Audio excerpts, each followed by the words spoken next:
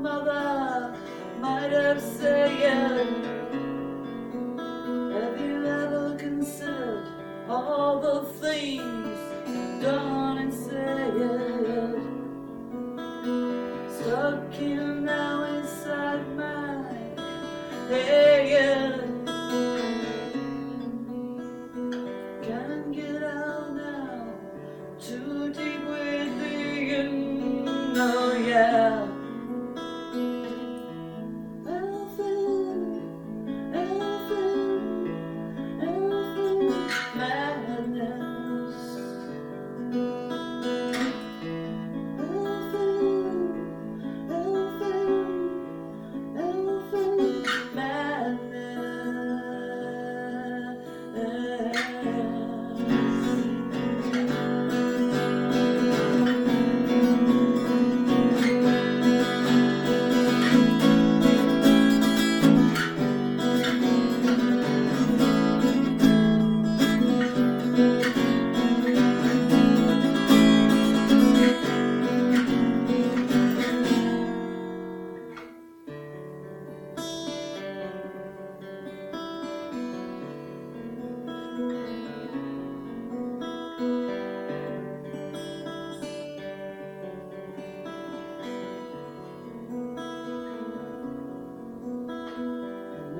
It's hard to believe, but look deep into my eyes.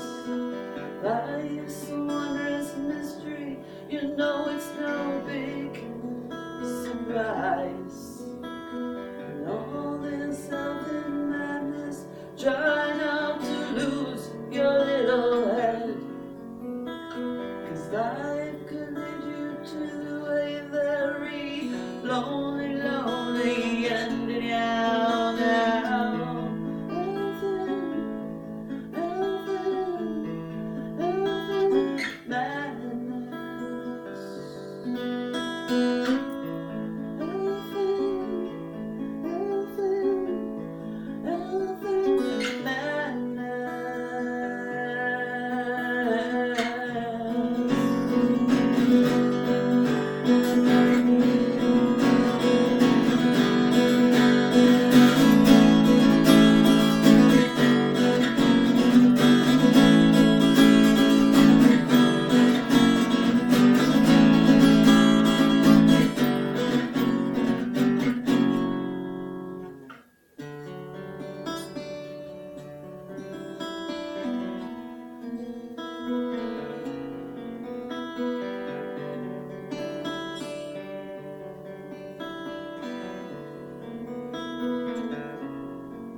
Did you ever get the feeling that you'll never win?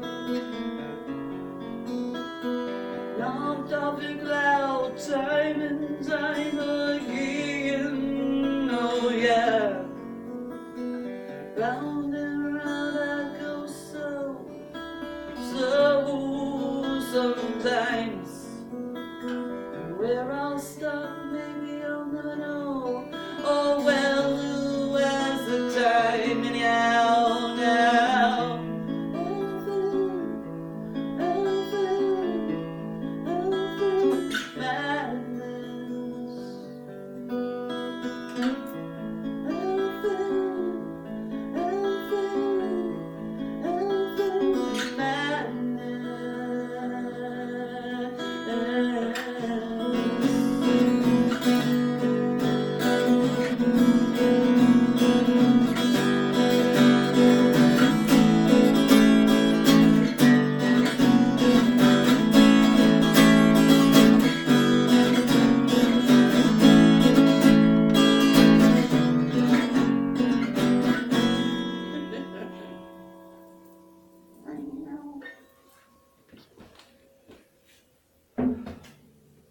Elfin Madness.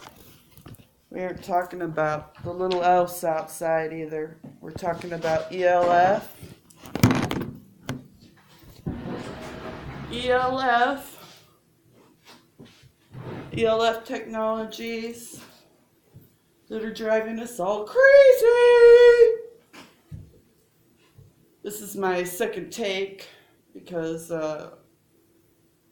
my brain shuts off. So I'm doing another take because my first take was crap. First off, the video I did a week ago, titled Sonic and Friends, has had absolutely no views. Absolutely no views.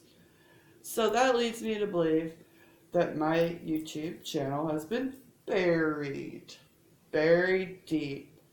Because, I wasn't expecting my YouTube channel to blow up and be, super big, but, I thought I'd at least get, at least 20 views for Sonic and Friends. For one, it has nothing to do with conspiracy, um, which really isn't a conspiracy, or technologies or anything. It was just a good, wholesome video about making Sonic and Friends.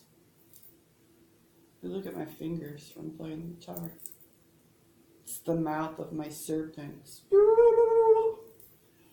Anyway, wanted to touch on a few things. I got some notes here on the 369, because I've been seeing a lot of videos of the 369, which is the synchronicity of that is kind of unique for me, because I had this massive flux of information come in not too long ago.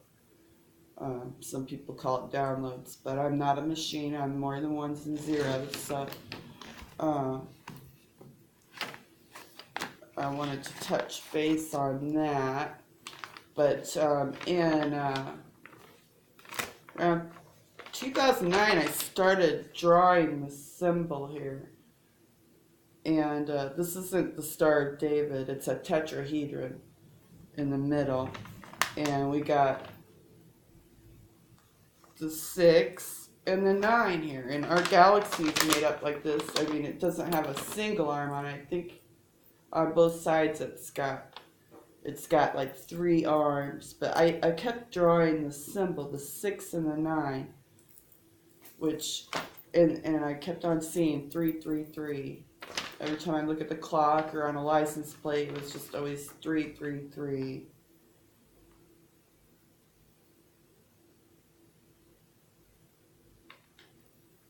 And actually, this is Latin here. It means the act done by me against my will is not my act. And hooray for that, right? For a lot of us. But anyway, this symbol, or this is just a doodle now. It's not a work of art. But I'm going to have to come down on it, I think. Come down on it. Actually, yeah, here we go. Anyway, notice in the word feminine, there's the 9, okay, and the symbol here, the 6 and the 9. 3 times 9 is 27, 9 times 6 is 54. 27 plus 27 is 54. The reason 27 is important is because of the 27 serpents, the feminine energy serpents here on Earth. And then we have, this is the center of our galaxy. Now, mind you, this is a doodle, and the serpentine energies came in around 2012. And that's what they've been trying to block from getting in. Actually, they thought we would have our doomsday by now. They thought they would be all cozy, warm, and in their underground bunkers while we're living a freaking living hell out here. But it didn't happen, did it? And it's not going to happen. So, yeah, because they start at the top and they're working their way down. They're working their way down. Jacob's ladder. Each rung you go up Jacob's ladder is further you get away from the organic and closer to being an artificial construct. So Jacob's ladder is a ladder to nowhere. Nowheresville. And I don't like really dropping names because, I don't want to talk bad about anybody or anything like that. But Gerald Clark, he has a book out called The Holographic Universe, and he has this map in there, and it's got how it's, the different dimensions and the dark and the light and source. And I think they go up to nine frequencies, and then you're into the source. Well, that's all horse poppycock. That's all part of the false construct for certain beings and entities that don't have the backbone, spine, or balls to take on a physical aspect and have an actual experience on their own. They have to use us as their little sock puppets, like a Sims game, because they're too cruel, cowardly, and creepy to actually come in and have an experience for themselves. But these technologies that they've been using have basically turned on them. Turned on them, and they're getting messed with. But that's besides the point, because when these beings or entities came here, the feminine energy saw them for what they were and what they were trying to establish. This whole false Jacob's ladder thing, rung to nowhere. And they hightailed it out of here, because we used to be able to come and go as we wished before they put all these technologies into place. We had a full connection, and we could come and go. We could be physical or we could be spiritual, and there was no dying or anything like that. And that's, all thing in the past here with these technologies set up. But it's all getting cleaned up right now from the top down. And so everything is getting compressed, which leads me into the whole Mandela effect that everybody's talking about these days. And I've experienced these things personally. One morning I woke up and went downstairs to make my tea. And Jerry, he was already up. He drinks coffee and granulated sugar. And I noticed that the sugar jar was, only had this much sugar in it. And so I was thinking to myself, I better go upstairs and put sugar in there. Otherwise, I'm going to have to clean up a big sugar mess later, because he always gets sugar everywhere. And then I grabbed my honey, and I'm getting ready to pour my honey into my tea, and I look down, and the sugar is completely full. That would be considered the Mandela effect, isn't it? It's like a total change of, like a dimensional frequency, like switch, where like I was like tossed over to a place where the sugar bowl wasn't empty, it was full. Another one is about a passage in the Bible, James 1:17. I have a tattoo of it. My daughter does too. We got it when my grandson, shortly after my grandson was born. His name's James Thor. And so we got those in remembrance of him. And anyway, I was in the grocery store the other day, and a man asked me, what the passage was. And I used to have it known by heart, but it's not just a short little, snippet. It's, a full paragraph. And I hadn't thought about it. No one asked me in a long time. And, my memory's not so great, and I had forgotten it. And he was giving me crap. Well, if you're going to have a Bible passage on your body, don't you think you ought to know what it says? And I'm thinking, yeah, well, I used to. And I gave him, what I could remember, but I'm getting off the topic at hand.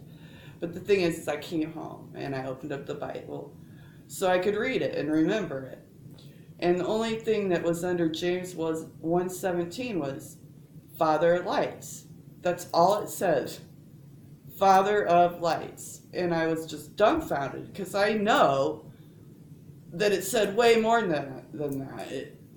It said, you know, about the gifts from above. Only good gifts come from above. And I couldn't remember the rest. But anyway, I kept looking occasionally, you know, and it was always Father of lights. Well, a few days ago, or maybe it was yesterday, I'm not sure. Time is weird these days. It was actually back to the way it was. And it's every good gift and every perfect gift is from above and cometh down from the Father of lights, with whom there is no variableness, neither shadow of turning. So anyway, I wrote it down in case it changes again. What would be best is if I, you know, remembered it. Just like people have been talking about Interview with a Vampire, that it's now Interview with the Vampire. And I do remember it as Interview with a Vampire, not the Vampire. But I caught the tail end of that movie the other day. I just happened to walk in. I mean, it was playing. And at the end of the movie, a Rolling Stones, Sympathy for the Devil by the Rolling Stones, on the original Interview with a Vampire, it was the actual original Sympathy of the Devil by the Rolling Stones. And on the new one that says Interview with the Vampire, it's Sympathy with the Devil playing, but it's not the Rolling Stones. It's Guns N' Roses with Axl Rose.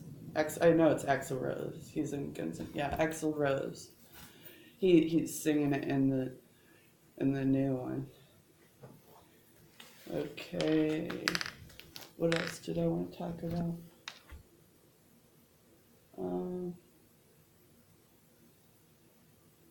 Yeah, that's it for today. I'm gonna go ahead and post it so I get no views, except for the people that really matter in the box. You'll see it, right? Okay. Anyway, I will probably post another video in about another week or two. A week. I've been posting videos like almost once a week, something like that. Unless, you know, I just feel the need that I really need to share something. Yeah, peace out.